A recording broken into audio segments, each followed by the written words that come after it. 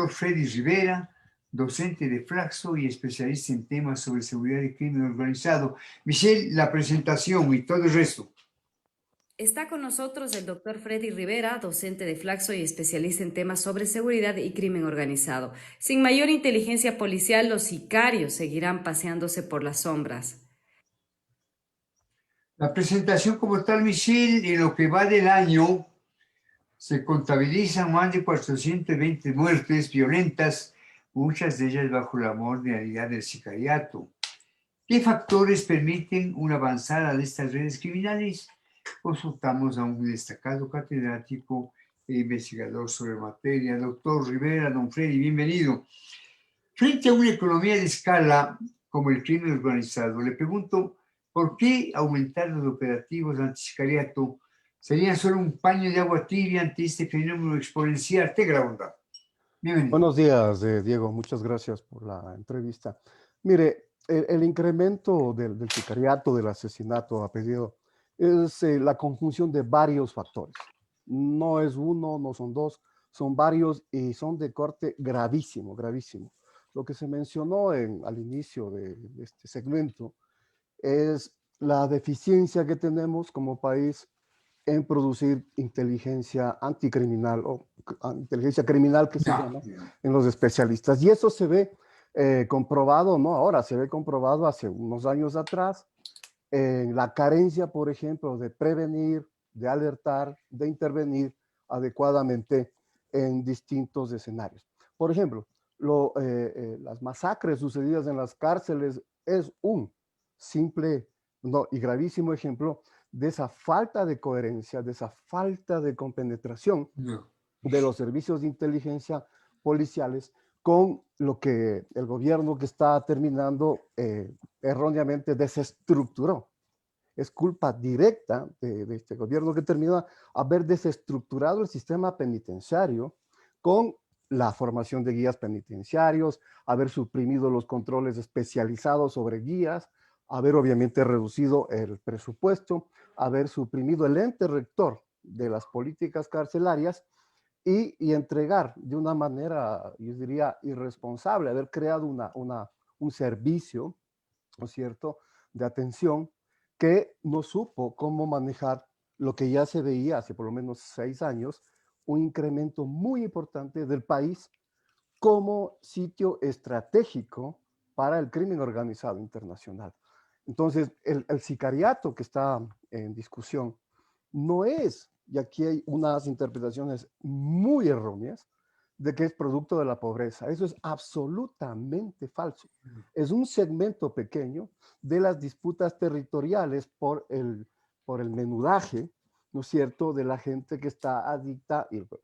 El principal problema acá son las competencias, las grandes disputas por la gran economía criminal que está vinculada no solo con el narcotráfico, sino con el tráfico de personas, con la minería ilegal y por supuesto el tráfico ilícito de bienes preciosos, de metales preciosos en este caso, que en este país no tienen control.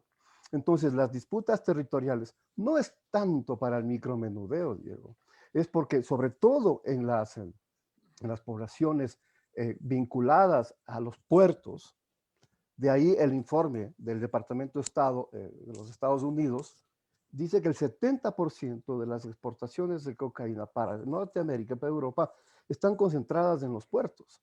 Entonces, las grandes disputas, ¿no es cierto?, vía violencia, asesinato, en sus distintos niveles mucho más complejos, como el descabezamiento de personas, ¿no es cierto?, el descuartizamiento de personas, que es una barbaridad que no teníamos en este país, muy a la usanza mexicana, constituye un sitio y un momento de observación enorme para las autoridades que van a asumir el 24 de mayo.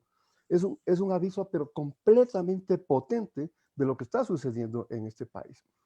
Porque esa gente que disputa, esos criminales que se disputan cárceles, territorios, es decir, no territorios tanto para el menudeo, territorios donde está el almacenaje, es decir, las cadenas de distribución, ¿no es cierto?, de almacenaje, pero sobre todo en la economía criminal, la protección que reciben de autoridades, policías, fuerzas armadas, etcétera, para esa actividad ilícita. Entonces, no solo es la disputa, como les digo, de los 2, 4 barrios en Guayaquil, no, es la disputa del tránsito hacia los puertos, hacia el bodegaje, hacia la logística de distribución de este tremendo, enorme negocio ilícito, obviamente en el que también están involucrados autoridades estatales, judiciales, fiscalía y otros organismos. Entonces, no es, como les decía al principio, un asunto en esa relación mal pensada de que a mayor pobreza, mayor criminalidad. Eso es absolutamente falso.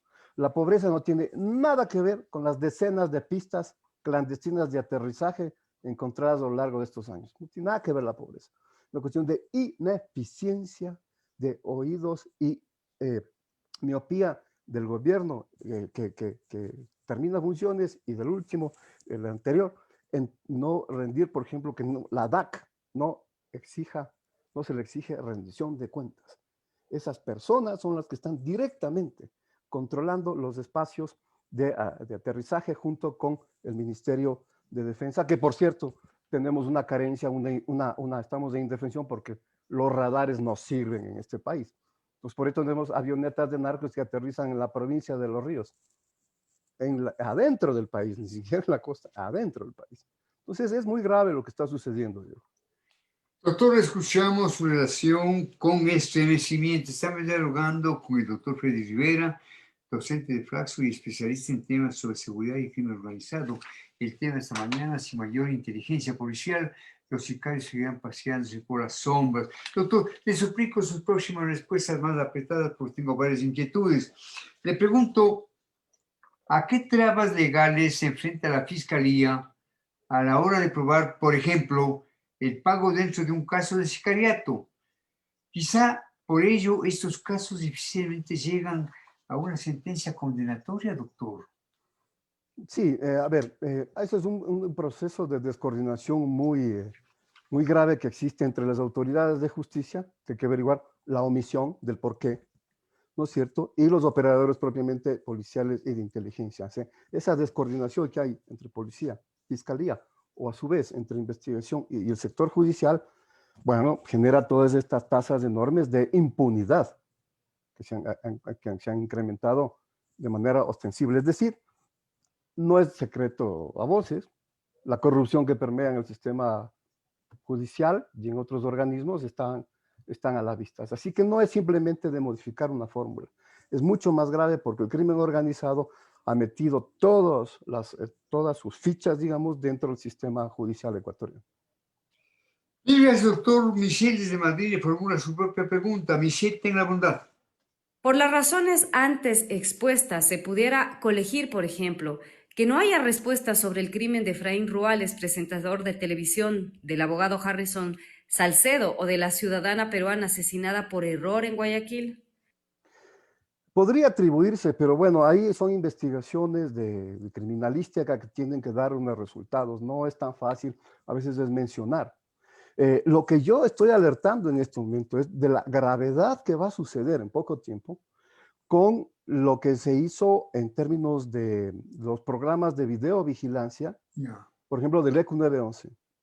¿No es cierto? Este gobierno que está terminando sus funciones, contrató un servicio de deuda que va a desarmar el sistema de videovigilancia en el país. Eso es una herencia gravísima que deja, porque al decir, bueno, esto tiene tecnología china, sí, el software también es desarrollado por China y algunas instancias acá, como la Politécnica Nacional, pero por la deuda, el facilismo, el condicionamiento que nos pone Estados Unidos, la Corporación Financiera de Desarrollo Internacional, exige no utilizar software chino. Muy bien, si es que la respuesta fuera, vamos a modificar inmediatamente eso, muy bien, pero ¿qué vamos a hacer con las 4.300 cámaras que están operando y que en un corto plazo van a dejar de funcionar? Y por el tramo pequeño de la deuda que el país genera con la Corporación Financiera de Desarrollo Internacional de los Estados Unidos, nos van a dejar ciegos y casi mudos. ¿Cuál es la respuesta? Ese es el legado que nos están dejando. O sea, es de una miopía, pero supina, Diego. Y eso es gravísimo porque son uno de los pocos instrumentos que tenemos funcionando para detectar movilidad, para hacer una trazabilidad sobre el crimen organizado. Es tremendo lo que hicieron, es tremendo. Doctor Rivera, frente al avance del crimen organizado, la fuerza pública suele ser reactiva. Le pregunto, ¿qué deudas pendientes tiene inteligencia policial para identificar a redes que cada vez se especializan en los diversos eslabones del sicariato? Es reactivo cuando no es eficiente. La inteligencia criminal tiene que ser absolutamente anticipatoria, no reactiva, tiene que ser absolutamente preventiva. Antes de que se dé un motín en las cárceles con las grandes bandas que están ahí, tienen que anticiparse para prevenir las masacres que nosotros lamentablemente asistimos hace pocas semanas en los sitios mal llamados de rehabilitación social. Por ejemplo, esa es una tarea pendiente de los anteriores gobiernos y sobre todo del presente, que desarticuló el Ministerio de Justicia y Recursos Humanos. O sea, hay una deuda enorme en materia de seguridad, un legado funesto que nos deja esta administración, Diego. Esperemos que el nuevo gobierno, pues encabezado por el señor Lazo, tome, digamos, los apuestos necesarios para cubrir estos vacíos. ¿Qué piensa usted? Yo digo que, bueno, hay que esperar algunos resultados, pero los principales inicios dejan ya mucho que desear. Desarticular un ente de inteligencia estratégica que junte las otras dos ya es un error. Los estados fortalecidos que tienen grandes políticas de prevención criminal tienen unidades especializadas que no son ni militares ni policiales, son de inteligencia estratégica. Y entonces lo que se está haciendo ahorita de manera irresponsable, ¿no es cierto? Claro, con algún tipo de razón, es decir, la inteligencia aquí se utilizó para fines extremadamente políticos o muy mal dados, generaron muy malos resultados. Entonces, esa sinergia que debe haber entre los servicios de inteligencia se están echando a la borda, Diego. O sea, y no tener una claridad estratégica sobre eso, lamentablemente nos va a llevar a escenarios muy complejos porque el crimen organizado internacional no piensa 3 veces, piensa una y eso absolutamente efectivo. Y las muestras de eso ya estamos viendo, ¿no? Estamos viendo lamentablemente en la sociedad ecuatoriana. Por favor, escúchese la voz admonitiva del doctor Rivera, que sabe de lo que habla. Michelle. Doctor Rivera, sincerarnos es un primer paso para enfrentar un problema, y en Ecuador siempre se ha mirado a Colombia como la matriz de las redes de sicariato. Con tantas bandas locales lubricadas por el dinero del narco mexicano, ¿se debe hablar de una cantera local de sicarios? No, bueno, cantera es, eso implica buscar picapedreros, pero no, esto es un fenómeno mucho más globalizado, Michelle. Aquí hay una circulación de aprendizaje. Cuando uno ve cierto tipo de resultados en la manera como se asesina, por ejemplo, son, claro, aprendizajes que vienen en este caso de los carteles mexicanos o colombianos, básicamente por la cercanía con Colombia, esto de descuartizar, o sea, en este país no se había visto descabezados, por ejemplo. Esas son señales, hay que aprender mucho de la simbología del crimen organizado para generar unas pistas, ¿no es cierto?, y unos sistemas de investigación potentes anticriminal. Desde ese punto de vista, lo que se han hecho estos años es desarticular mucha de esa inteligencia anticriminal y varios resultados ya lo estamos viendo, ¿no?, lamentablemente. Doctor Rivera, ¿qué atención especial debe dar el Estado a cuerpos armados que custodian actividades ilegales como las minas en Imbabura, Sucumbíos y Zamora? Prioritaria, prioritaria. Eso, las capacidades de inteligencia criminal en este país requieren una profunda modernización, profunda actualización y, claro, dotarle de recursos económicos y técnicos para que eso sea muy potente. De hecho, la inteligencia criminal incorpora una serie de especialidades que va desde la economía, sobre todo, y un nuevo marco, no jurídico, un nuevo marco doctrinario para esa gente que está combatiendo ese tipo de actividades ilícitas. Y ahí lamentablemente tenemos un atraso. El tema de esta mañana, insisto, sin mayor inteligencia policial, los sicarios seguirán paseándose por la sombra y estamos charlando con el doctor Freddy Rivera, docente de Flaxo y especialista en temas sobre seguridad y crimen organizado. Michelle, nuevamente. Doctor Rivera, asimismo, ¿qué nueva lectura debe dar el Estado a las dinámicas de microtráfico? Atender el conflicto desde la mirada de intercepción al gran cartel pareciera no tener sentido cuando en barriadas de Durán o Quito se mata por el control de una manzana. Sí, bueno, esas son disputas territoriales, lamentablemente, que a nivel micro, es decir, micro porque no es que las ganancias sean espectaculares, genera en este encadenamiento del crimen organizado. Hay como varios niveles, el macro, el meso y el micro. Las barriadas, las disputas en las barriadas precisamente es del chiquitaje, que da, por supuesto, es una economía criminal de reproducción del día a día, de la semana a semana. Pero lo grande, lo grueso todavía está desconectado. O sea, si generamos, por ejemplo, lo que acabo de decir en este momento, imagínense la irresponsabilidad que va a suceder estratégica por tener un poco de recursos de deuda externa, nos van a dejar ciegos y mudos en términos de videovigilancia a nivel nacional, Michelle. Gravísimo lo que estoy mencionando, gravísimo, porque una de las condiciones que ponen los Estados Unidos a través de la Corporación Financiera de Desarrollo Internacional que nos ha dado unos préstamos en distintos tramos es no contar con tecnología china. Señoras, señores, el EQ911, que tiene cámaras en todo el país, no solo para la videovigilancia del barrio, es un sistema potentísimo para actividades sísmicas, hidráulicas, deslaves, es decir, desastres naturales. ¿Y eso con qué se hace? Con cámaras y con qué más, con sensores, con software chino. Entonces, la lectura geopolítica, las acciones geopolíticas, lamentablemente, que nos deja este gobierno en esta materia, más es desastrosa, Diego. Si se cumple el segundo tramo de esta deuda con la Corporación Financiera de Desarrollo Internacional, nos van a dejar ciegos, sordos y mudos ante el crimen organizado por un tramo pequeñito de un préstamo internacional. ¿Se dan cuenta las personas que están escuchando de la gravedad del desastre en términos de seguridad interna con el que vamos a tener que operar? 4.300 cámaras, un montón de sensores para desastres naturales, prevención, ¿no es cierto?, de sismos y otra serie de detalles. La seguridad completa, la seguridad humana de este país va a ser muy golpeada con desastres económicos momentáneos, coyunturales, que nos deja el gobierno de Moreno, don Diego. Doctor Rivera, don Freddy, le escucho con enorme interés, con mucha preocupación. Díganos, ¿por qué este recelo frente a la inteligencia china? Aparte de los factores geopolíticos, ¿por qué ese recelo? Es que no es inteligencia china, son cámaras, son software. O sea, de hecho, mucho del software se hizo entre la Politécnica Nacional y los chinos para desarrollar tecnología propia.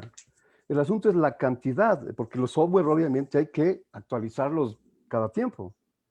Uno de los condicionamientos, insisto, de la Cooperación Financiera de Desarrollo Internacional estadounidense para recibir los siguientes empréstitos es que no se cuente con vinculación con China en términos tecnológicos.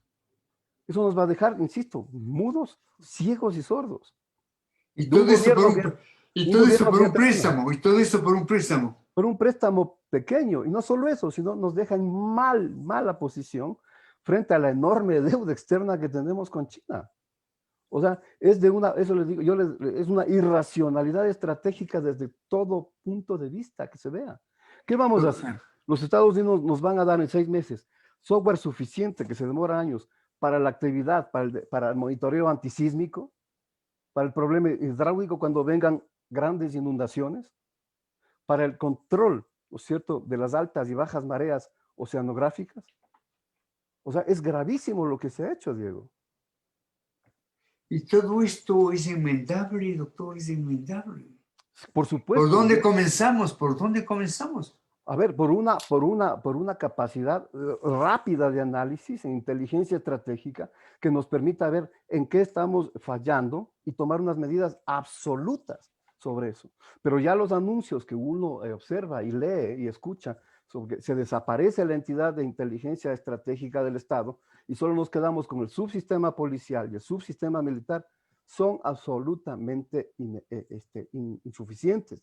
Los países, no voy a poner ejemplos europeos ni norteamericanos, Chile, la inteligencia chilena funciona articulado y es muy buena prediciendo, ¿no es cierto?, conflictos de tipo natural, riesgos naturales. O sea, ahorita nosotros estamos solo con el cuentito, digo cuentito de la videovigilancia, pero lo otro, lo sistémico, lo antrópico es gravísimo. Quedarnos frente a eso, el primer momento que venga una gran inundación, que genera un costo humano y económico muy fuerte para el país, ¿qué vamos a hacer si los detectores, si los sensores están parados o en desuso o descontextualizados? ¿Cuál va a ser la respuesta del nuevo gobierno frente a eso? ¿Es que el anterior nos dejó?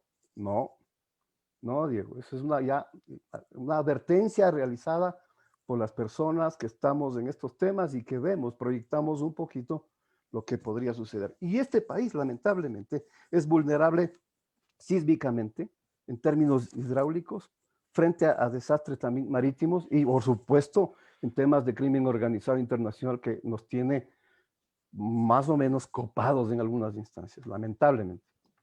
Guerra avisada no mata gente. Usted ya se refirió a esto y sé cuál va a ser su respuesta. Sin embargo, le formulo una pregunta para que todo quede perfectamente claro.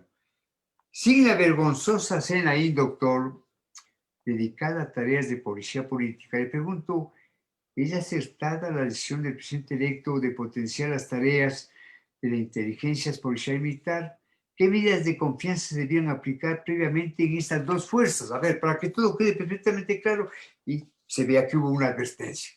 A ver, yo soy una persona que cuando hago análisis voy por los hechos. Una cosa es lindo el verbo, el discurso, y otra cosa es lo fáctico de la hechura de las políticas.